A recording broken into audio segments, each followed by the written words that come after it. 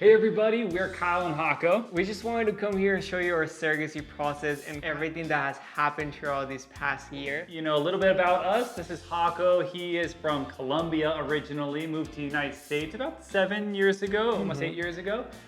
He's one of 3 kids. My name's Kyle. I am from California originally, and I am the youngest of 5 kids. And we met about 3.5 years ago, started dating right away. We've been engaged for about 1.5 years now. And we just really feel like it was time for us to have a baby. We thought about adoption, thought about surrogacy. We ended up deciding with surrogacy for us. And as we started, searching online and looking for where to start, we really kind of didn't find much, to be honest. We wanted to kind of see what the process was like, and there were a couple good videos, but everybody that we found mostly were doing it in the United States. And as we started looking at surrogacy in the United States, we realized it's really expensive. It's around like $150,000 to do it here. So that's when we really started looking at doing it abroad.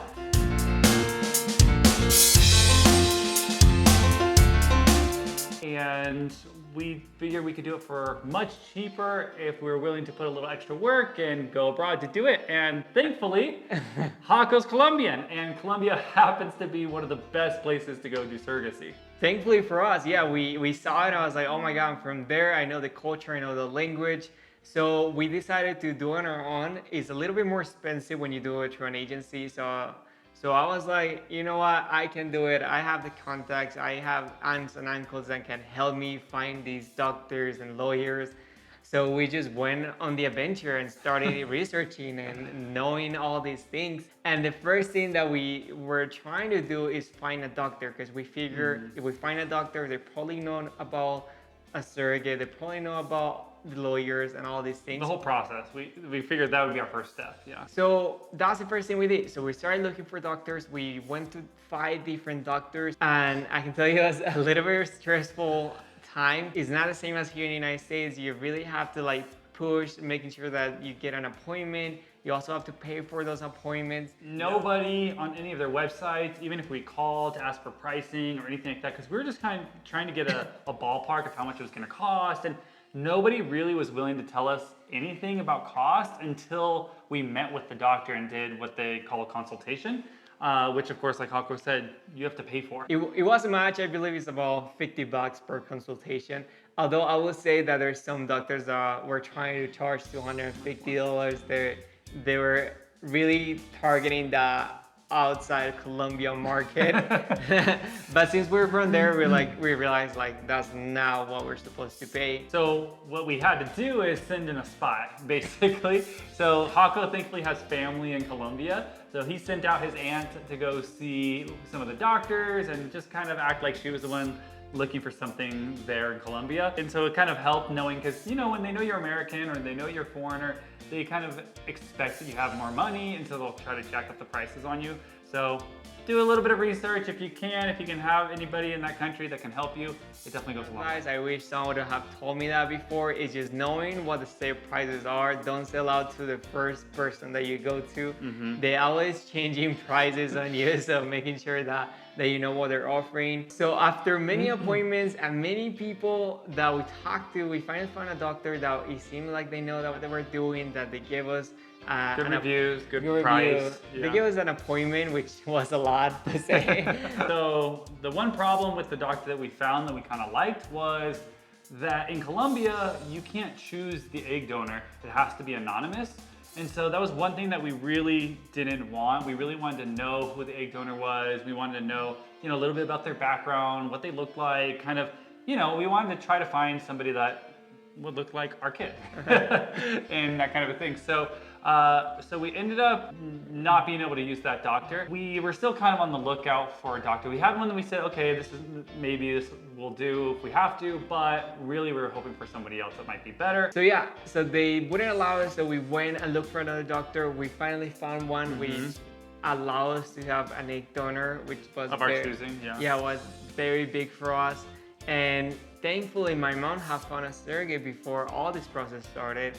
And we were very hopeful for that, because we were just meeting a doctor and getting started. But once we have the doctor and she went to do her medicals. We found out that she couldn't be our surrogate. Unfortunately, she was overweight. So that kind of got us back to square one. We were like, oh my God, what do we do now? Where do we find someone that wants to carry a baby? So we really put our feelers out there. Thankfully, Hako kind of still had family and friends there, and so he was just asking everybody, you know, if you know anybody, if you know anyone you can refer to us, that'd be wanting to be a surrogate. And so we thought it would be no problem, piece of cake. I'm sure there's lots of people that would want to do it. Unfortunately, that was not the case. And so we were looking and looking and looking for weeks and weeks and weeks. We really weren't able to find anybody. And so Hako then found a Facebook group that had, you know, surrogates and people wanting to be surrogates, families looking for a surrogate. And we were able to connect with somebody. So we finally found somebody that she seemed really great, and you know, she had already given birth to twins, and she had already been a surrogate and wanted to do it again. So we were thinking, perfect, oh my gosh, this is exactly what we needed. And then there was just something that didn't feel exactly right. And so Hako decided to reverse search the image of the twins that she had given birth to, that she had sent to us. It was a stock photo, and she definitely did not give birth to those kids, and so she was kind of trying to scam us. And so we're like, shoot, and then it really kind of raised some red flags for us, realizing maybe this process isn't gonna be as easy as we thought, and you know, you have to have your guard up a little bit, you know, who you can trust and things like that. So Hako kind of outed that woman that was putting this fake, you know, responses out there, and another woman in the group saw that Hako had done that and was like, oh, I see that you called her out, so you must be real and genuine looking for a surrogate. So she reached out to us and said, you know, I actually am already working with a family. I'm going to be a surrogate for them, but my friend is wanting to be a surrogate, and maybe we can connect you. So she connected us.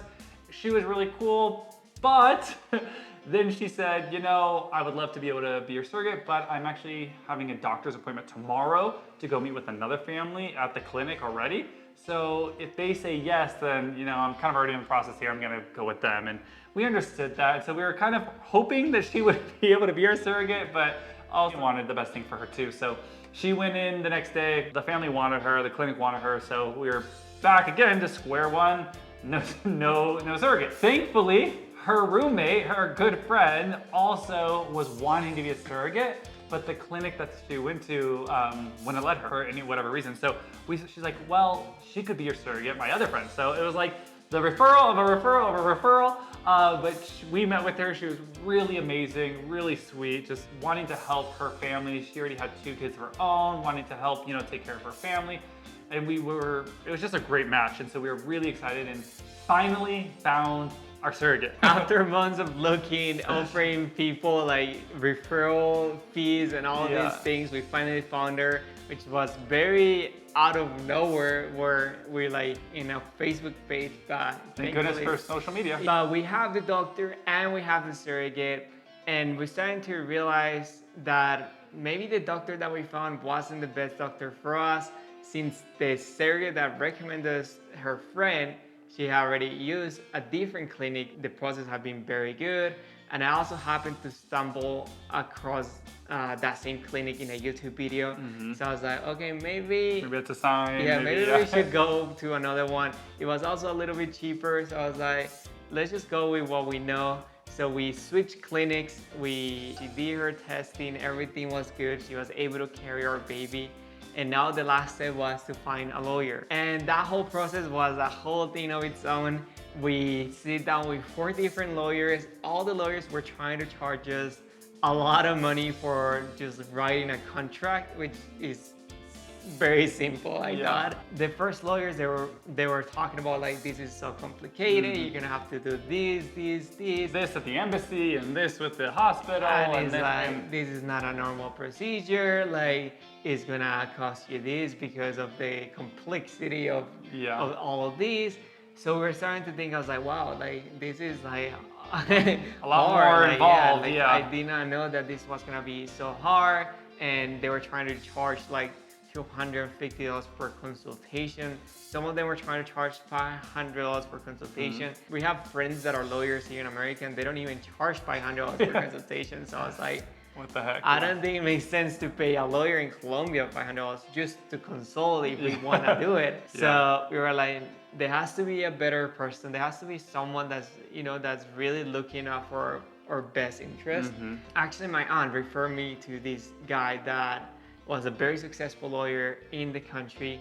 And then he referred me to his friend, which he has multiple cases that he won in the country, like very high profile cases. And he did a consultation with us. He was like super good. I don't think he even charged us for the consultation, did he? Yeah, I don't remember. I don't think so. And if he did, it was very little. Small, it was like, it was worth the consultation.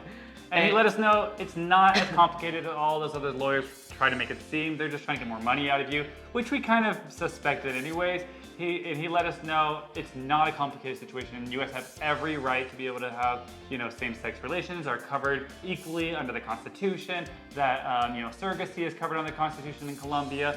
So what they were trying to make seem like it was like really complicated. We had to make all these battles in court.